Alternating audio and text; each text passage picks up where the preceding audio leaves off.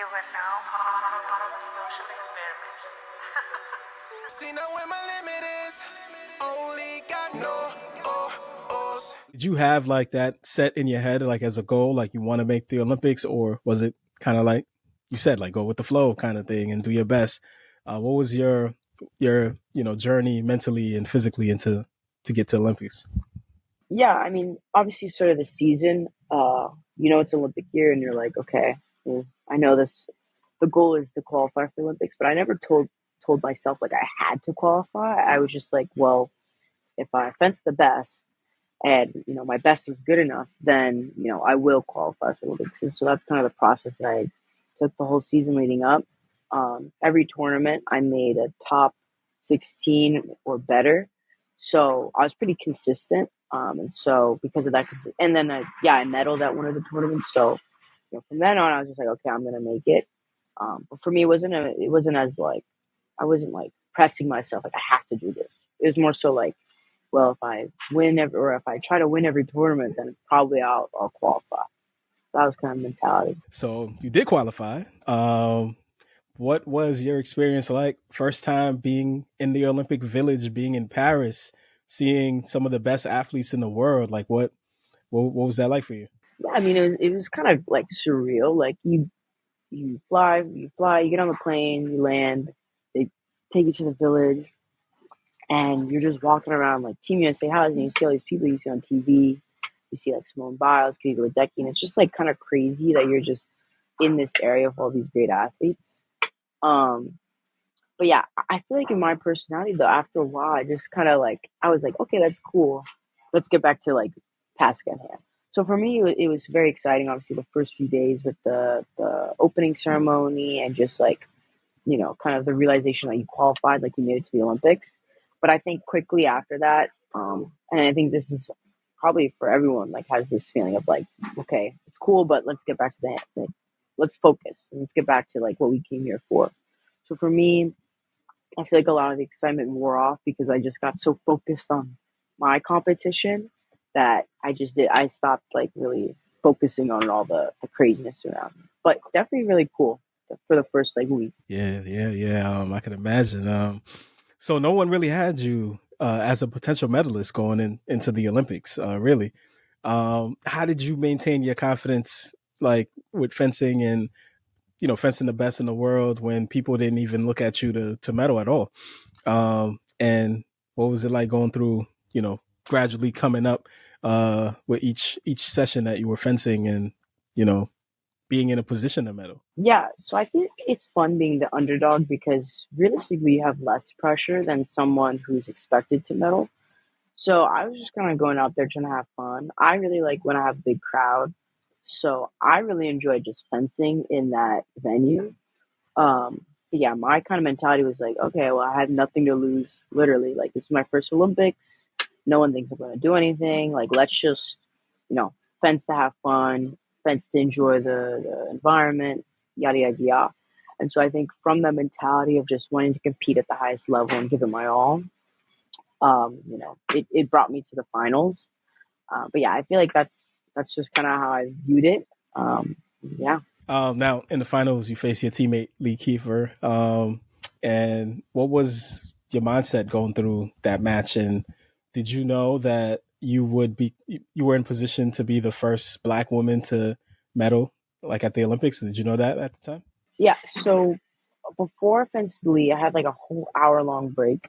And so up until I basically qualified for the finals, I was pretty like focused on just like my next opponent. But I feel like after I realized I got a medal, I kind of lost focus because I was so excited.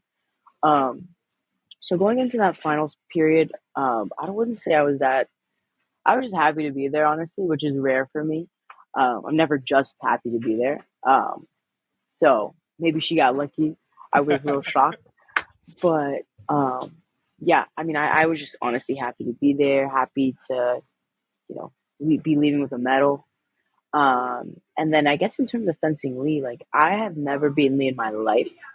So I can't say I was expecting to be there at the finals, but I was, always hoping. But overall, it was just very cool, and like I was just happy to be there. And then in terms of being the first Black American, no, I didn't know that I was the first Black American. I had thought someone already did it, so that wasn't really like a factor in terms of my like nervousness and whatnot. I think the rematch, like at the LA Olympics, is going to be interesting. um, so you get the silver medal, first Black woman to do it. Now everything else is just icing on the cake, but you guys are in position to win the gold, and you are the last fencer. um, me and my daughter and my wife were watching, and I was nervous for you, man. I'm like, dang, if she loses, like nobody's gonna forget that. Like that probably was one of the most pressure moments at the Olympics. In the last fencing match to get the gold for USA, and obviously, like afterwards, I could see like the emotion that you had, and like, did you feel pressure at that moment? Because I was scared watching you fence. So. Yeah, I mean it's a very high pressure environment. The woman I was fencing is literally like she's like the Italian LeBron. Like she was their flag bearer.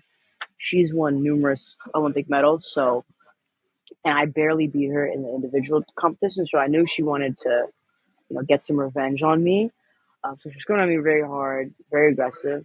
She's also huge, right? So um, a lot of people are like, why'd you fence like that? It's because like if I went backwards, like I was gonna get hit. Like I'm 5'3", she's 6 foot, not good. So I was really nervous to fence her because she's easily could just beat me like 10-0.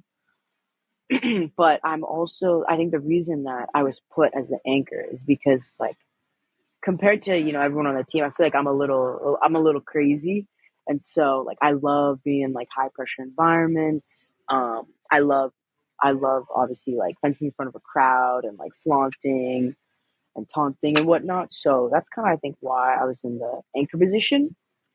I think um at the time like I think it was just the best fit, and I've had the most experience there. So um obviously I was very nervous, but at the same time I think just by my nature, like that, I needed that nervousness um, to kind of thrive. And so, yeah, I would say I was nervous, but at the same time, I think once I got on that strip, I heard the crowd. I was like, oh yeah, I'm winning. And then I think at one point I got booed, and I was like, yeah, this is great. So I felt really comfortable in that position. I think it was the best fit.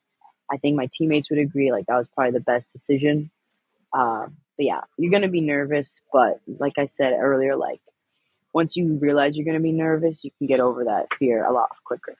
So, yeah. But I will say, like, before I got on the strip, like, when I was sitting there watching the second to last bout, like, my heart was pounding like crazy. Like, all sorts of curses were flying off. Like, it was crazy. Yeah. Yeah, that was really just an exciting moment. Especially to be watching that with my daughter that just got into fencing as well, and seeing a Black, woman being successful in the sport. Like, I don't know if you know how heavy that moment was for a lot of people watching, but it was very heavy. What was it like for you? Like, the Olympics, I feel like for athletes is kind of the pinnacle of their sport, and winning an Olympic medal sometimes is like a lifetime type of achievement. And you got that done at 21 years old. So like, how how have things been for you like since that time, and how do you think about it? Yeah. Obviously, I look back on the time, like, with a lot of fondness. I know it's, like, crazy, but I think, like, maybe because I'm young, um, I've always been the type just to, like, move on from things really quickly. So, um, I don't know. I feel like at least now in my life, I don't really think about the Olympics that much. Or I try not to think because I think for me, in terms of just like having a future in fencing, continue in fencing, like if you are stuck on the past, you're never going to progress. And this is even if you win a lot of medals and whatnot. Like, I think the best fencers, they're never like, oh, but I did that in so and so year. Like, okay, but what about this year? Like, I think you kind of have to have the mentality of like, okay, what's next? And that was cool, but what's next? And so that's kind of how I feel about the Olympics. Like, I think it was an honor, obviously, to compete, from a country, win a medal, but at the same time, like that was that summer. Like, what I'm looking like, what's this summer? Um, and so, yeah, that's just kind of how I feel right now. And I definitely struggled with kind of moving on because it's like this really big thing. But I think for me personally, if I want to continue fencing and continue winning, you just have to move on from that. So that's kind of where I am right now. That makes sense. That makes sense. What was the experience like in the Olympic Village? Because you still had probably another week after that to be in the village and see the other sports and be with amongst the other athletes. So what was the experience like just staying in the village after that? Yeah, so I would say definitely a week after. So like I was just like so tired. Like I think maybe all the stress from competing, like I needed a good like 3, 4 days to just recover from that. So I honestly didn't really do much. Like I would just sleep in, go explore Paris.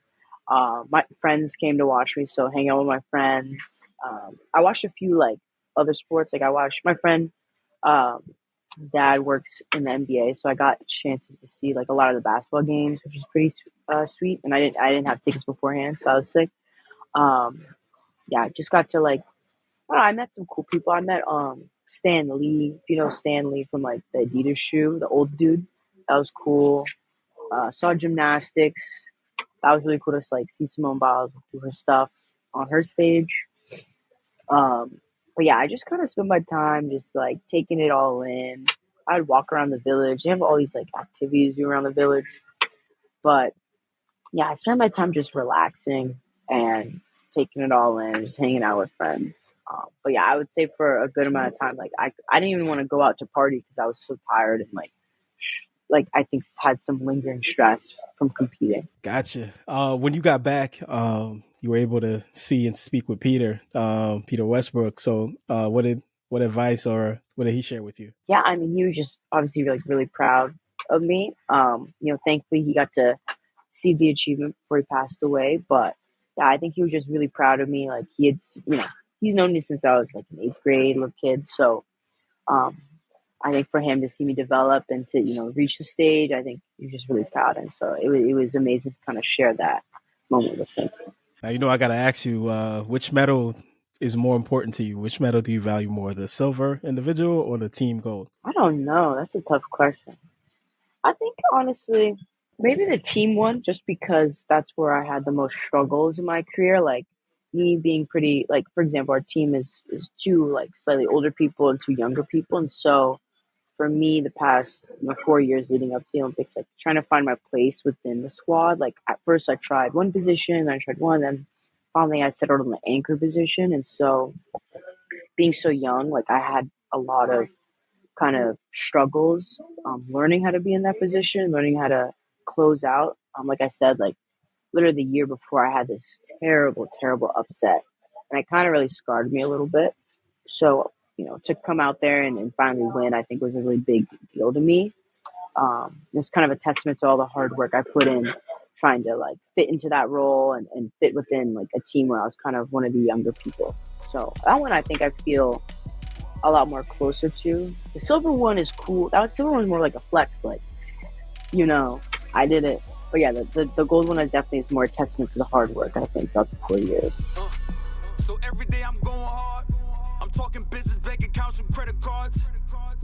And somehow we defeat the odds and making sure that no one starve illegal or you had a job.